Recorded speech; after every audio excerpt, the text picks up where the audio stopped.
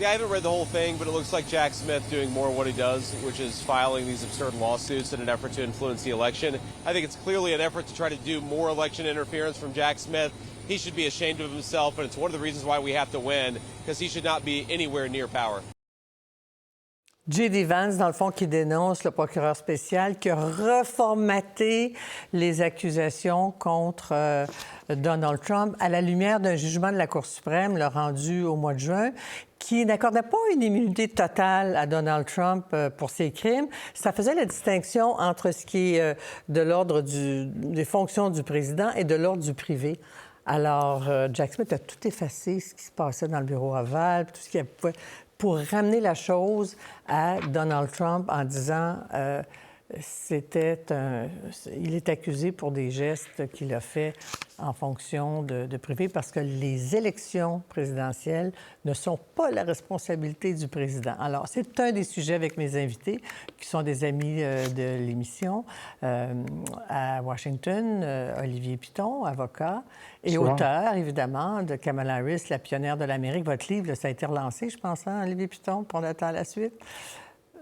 Pas mal. Ça pas mal. Vous aviez le PIF en 2021. Raphaël Jacob, vous êtes chercheur associé, je vous fais rire, à l'Observatoire sur les États-Unis de la chaire Raoul Dandurand de l'UQAM. Écoutez, évidemment, J.D. Vance dit que c'est une chasse aux sorcières encore, c'est l'argument face à toutes ces accusations. Je vais vous entendre là-dessus, Olivier Piton. J'ai fait une description un peu mon Dieu, simple de la situation, mais est-ce qu'on est dans une situation d'ingérence électorale et de chasse aux sorcières ici, ou si Jack Smith a pris le bal au bond du jugement de la Cour suprême, qui a dit « Ah, vous avez peut-être une petite porte ouverte là, avec des infractions qui sont de l'ordre ou des crimes qui sont de l'ordre de la vie dite non officielle du président ». Alors, le terme de chasse aux sorcières, comme on le sait tous, c'est un terme politique utilisé par les Républicains. Mais en l'occurrence, il s'agit plutôt ici d'une guerre des juges. Je vais essayer d'expliquer pourquoi. Tout part de la décision de la Cour suprême du 1er juillet dernier, ce que vous avez tout à fait rappelé, qui essaye de fixer, enfin, qui demande à ce qu'on fixe une sorte de partage entre les actions officielles d'un président en exercice et ce qui est du cadre privé. Et la Cour suprême demande en particulier à la juge fédérale, donc Tonya Chutkan, de définir ce qui est de l'ordre du privé et ce qui est de l'ordre du public. Et avant même cela, alors que c'était à elle de prendre effectivement ces mesures, Jack Smith décide plutôt que d'attendre son appel à elle, de redéposer effectivement les chefs d'accusation en les modifiant légèrement, ce qui fait qu'en fait, il prend la balle au bond, effectivement, mais il va sur les plates-bandes de la juge fédérale du district de Washington, du district de Columbia. Et donc, effectivement, c'est un tout petit peu étonnant.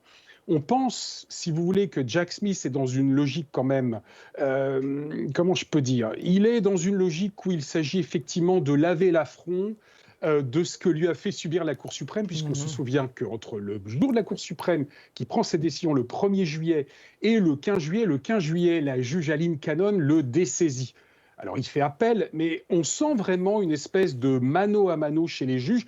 Et le problème, c'est que dans cette histoire, celui qui va sans doute en tirer un bénéfice politique, c'est Donald Trump, pour une raison extrêmement simple. Il n'y aura pas de procès avant le 5 novembre. Non. Donc de relancer la machine ne permettra pas de toute façon d'accélérer la procédure. Puis en même temps, s'il devait être élu, il annulerait tout ça, ce qui est d'ordre du fédéral.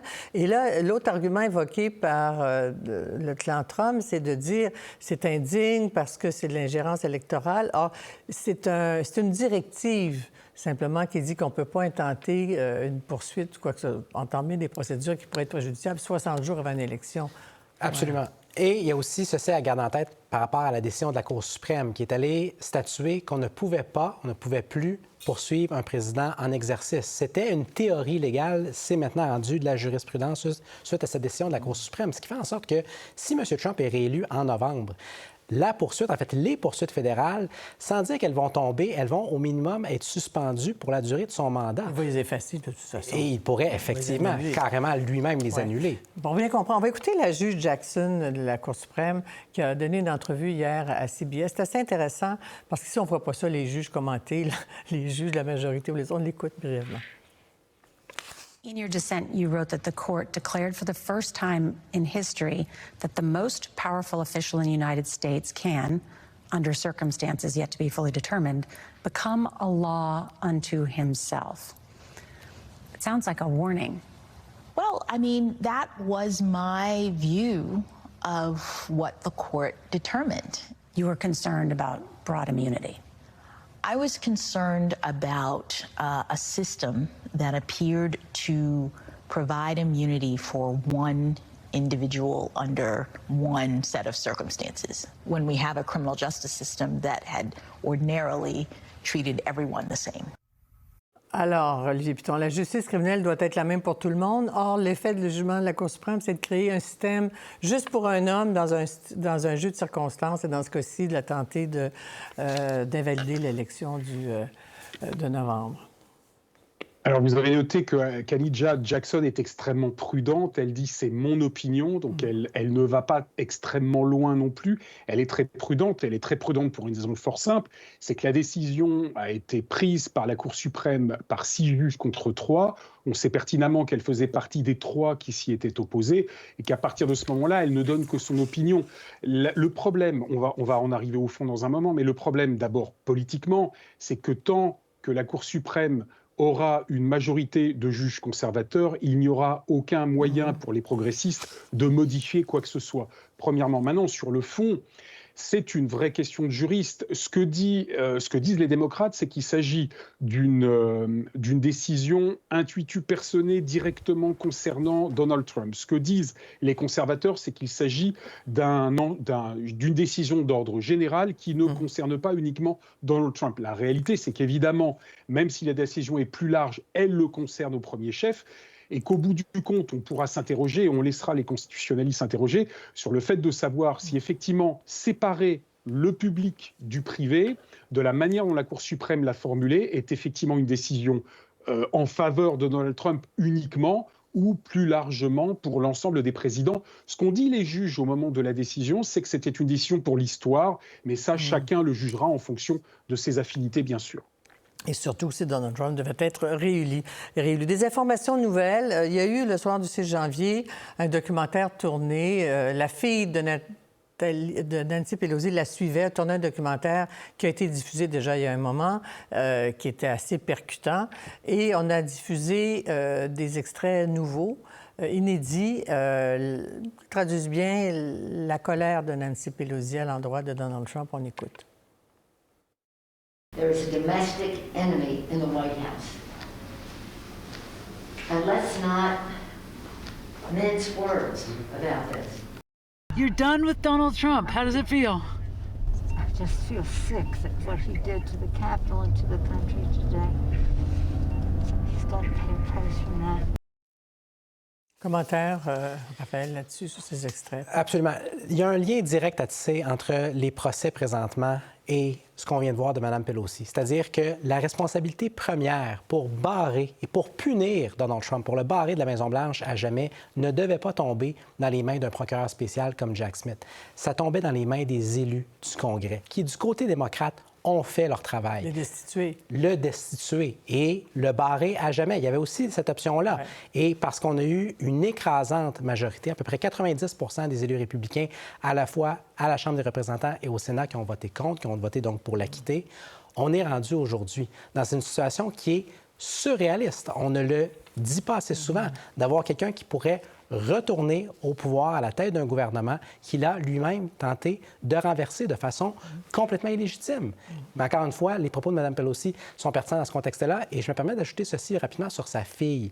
Vous évoquiez ces documentaires au pluriel. Pour ceux et celles qui n'ont pas vu les documentaires d'Alexandra Pelosi, la fille de Nancy Pelosi, dans bien des cas, ils sont extrêmement éclairants. Un en particulier sur les insurgés du 6 janvier 2021. On en dépeint un portrait qui est à la fois nuancé et pathétique. On voit à quel point Trump est allé chercher de pauvres personnes pour les manipuler à ses propres fins. Et des centaines déjà ont été condamnés à des peines d'emprisonnement. Je pense que la plus lourde peine, c'était 22 ans. Un mot là-dessus, Olivier Piton, est-ce que le 6 janvier va continuer d'hanter Donald Trump? Parce qu'au fond, il y en a qui craignent déjà que Donald Trump se prépare à rejeter les résultats d'élections qui s'en viennent.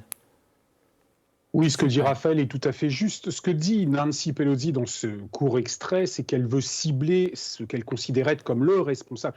Je mets le conditionnel parce qu'aujourd'hui, Donald Trump, comme on vient d'en parler, n'est toujours pas condamné. Il n'y a pas eu de procès de l'affaire du Capitole. Donc on va toujours rester sur le conditionnel. Mais ce que dit Nancy Pelosi, c'est qu'elle veut cibler la tête.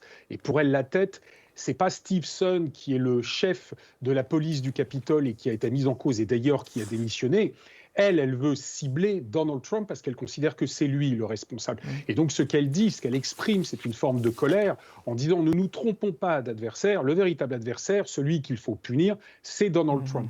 Maintenant, du côté des Républicains, en un mot, ce qui est intéressant, c'est que cette scène permet aussi de ressortir l'autre côté de la version du 6 janvier, celle des Républicains.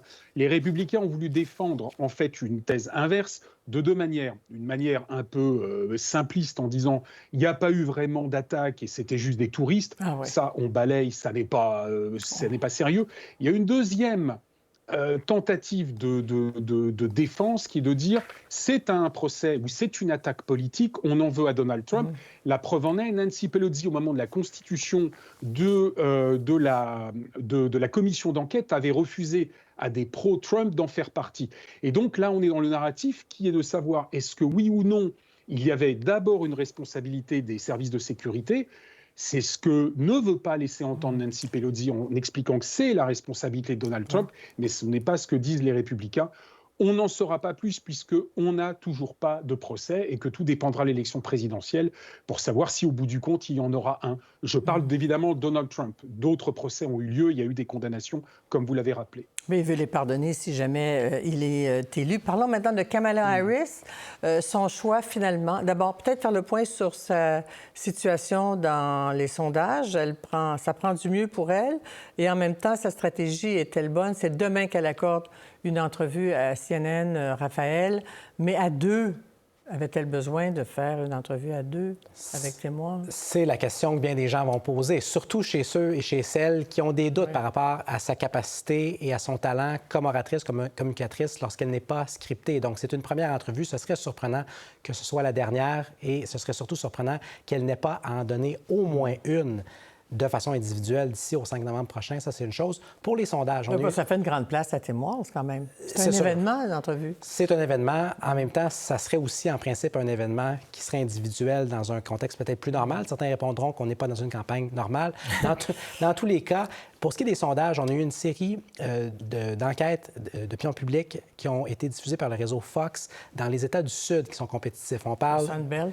Effectivement, ce qu'on surnomme la Sunbelt, donc d'est en ouest, la Caroline du Nord, la Georgie, l'Arizona et le Nevada. Dans tous les cas, on est au coude à coude, des écarts d'1 point, de 2 points. Dans 3 des 4 États, Mme Harris est celle qui est légèrement en avance. La bonne nouvelle pour elle, c'est que tant et aussi longtemps qu'elle est en mesure de maintenir les 3 États au nord, ceux des Grands Lacs, Michigan, Wisconsin, Pennsylvanie, ce qui n'est pas nécessairement acquis, mais tant qu'on présume ça, elle n'a besoin d'aucun des États du Sud.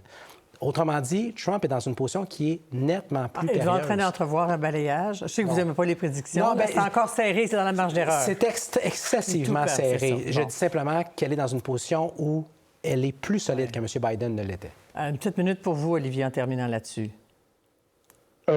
Rapidement sur l'entrevue entre Harris et Walsh sur CNN, ça n'est effectivement peut-être pas très habile, puisque d'une part, on reproche, et ça vient d'être dit fort justement, on reproche à Kamala Harris d'être incapable de parler sans ses prompteurs et sans ses fiches, et d'être un peu prisonnière des notes de ses conseillers.